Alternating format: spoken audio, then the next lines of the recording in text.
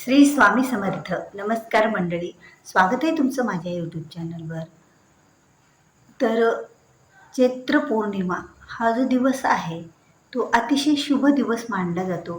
कारण या चैत्र पौर्णिमेच्या मुहूर्तावर साक्षात श्री महादेवाने हनुमानजीचा अवतार घेतला होता, म्हणून तर ही पौर्णिमा विशेष मानली जाते. आणि त्याचबरोबर आता नुकती चैत्र नवरात्र संपलेली आहे, त्यामुळे ही चैत्र पौर्णिमा ही आई भगवती या सेवा रुजू करण्याची संधीच असते.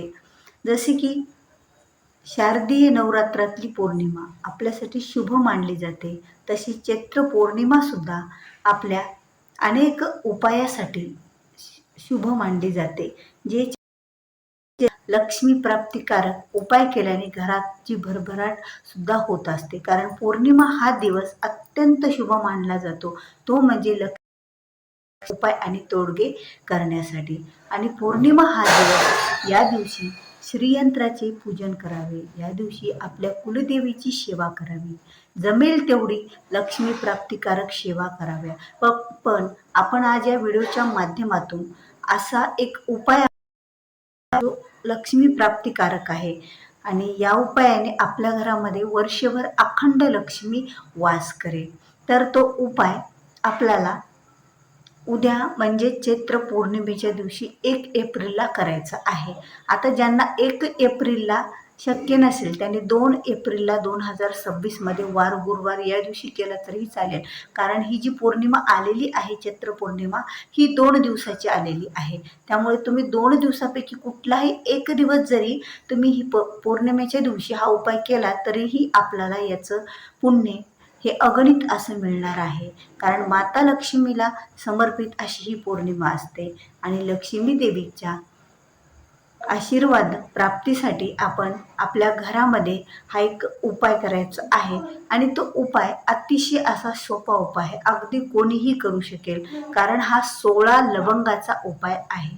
आता 16 लवंगाचा उपाय म्हणजे तुम्हाला वाटेल की खरंच खूप अवघड आहे. अगदी 5 मिनिटाची ही सेवा आहे, पण या 5 मिनिटाच्या सेवेने उपायाने आपल्या घरामध्ये वर्षभर नांदेल. कारण नवीन मराठी महिन्याची सुरुवात ही चैत्र महिन्यापासून झालेली असते आणि चैत्र महिन्यातली पहिली पौर्णिमा म्हणजेच वर्षातली पहिली पौर्णिमा आहे, त्यामुळे ही विशेष सुद्धा मानली जाते. तर आपल्याला काय करायचं आहे, 16 लवंगा घ्यायच्या आहेत. अशा तुम्ही 16 लवंगा घ्या की त्या तुटलेल्या आणि फुटलेल्या नसायला हवेत.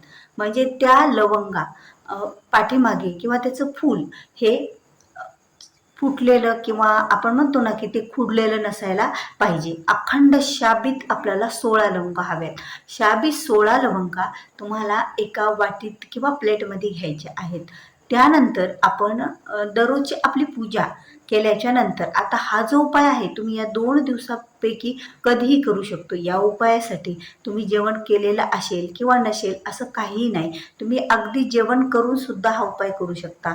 प्रदोषकाळी करू शकता, दुपारी 12 वाजता करू शकता, तुम्ही सकाळी आंघोळ स्नानादी झाल्याच्या नंतर सुद्धा हा उपाय करू शकता. तर हा उपाय करण्यासाठी 16 लवंगा लागणार आहेत, बाकी आपल्याला काहीही लागणार नाहीये. आता 16 लवंगा घ्यायच्या आहेत. 16 लवंग घेऊन देवघरासमोर आपल्याला बसायचं आहे.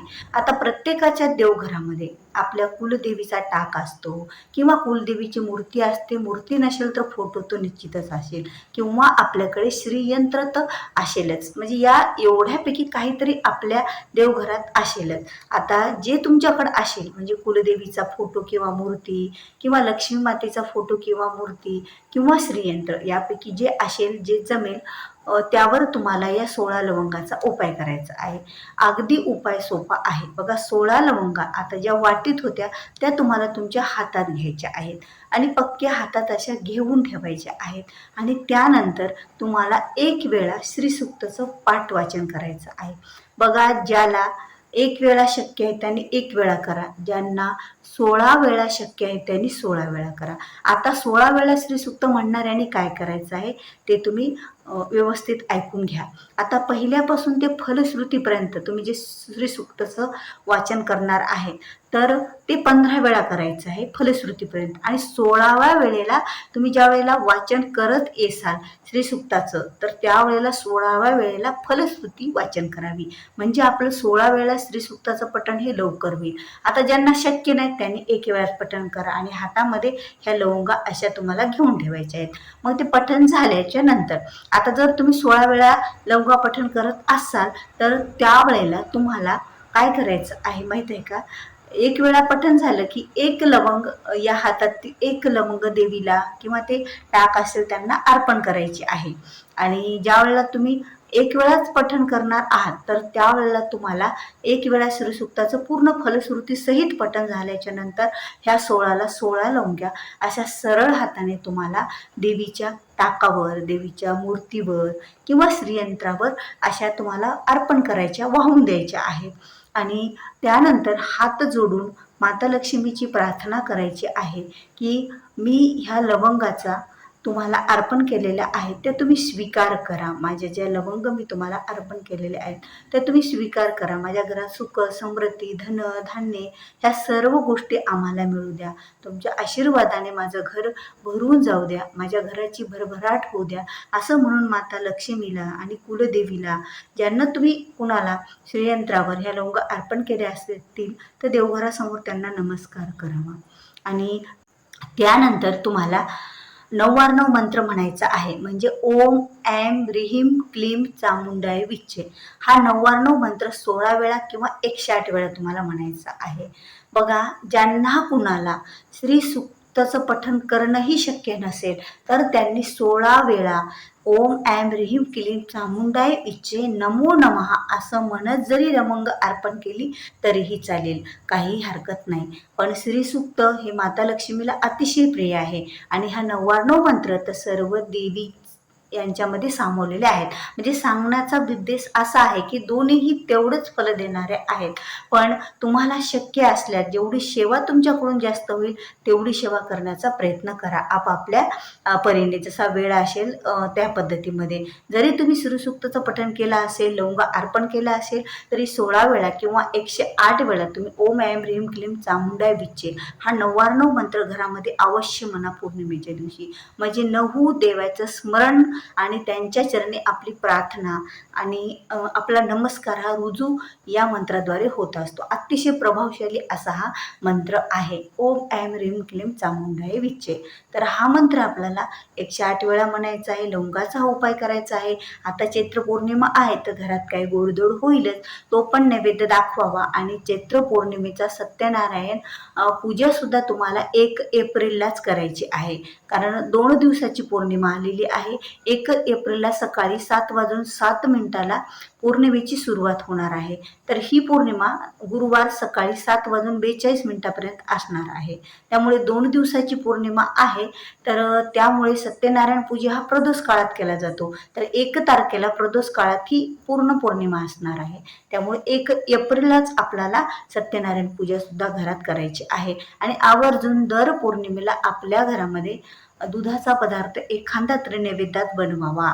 कारण ही जी पौर्णिमा आहे ती चंद्राला समर्पित असते आणि चंद्राचा आवडता जो रंग आहे म्हणजे चंद्राचा आकर्षित करणारा रंग म्हणजे पांढरा रंग. आणि पांढऱ्या पदार्थापासून बनवलेले पदार्थ जर घरात या दिवशी केले तर लक्ष्मी प्राप्तिकारक ही वस्तू म्हणजे ती पदार्थ असणार आहे आणि तो उपाय सुद्धा असणार आहे.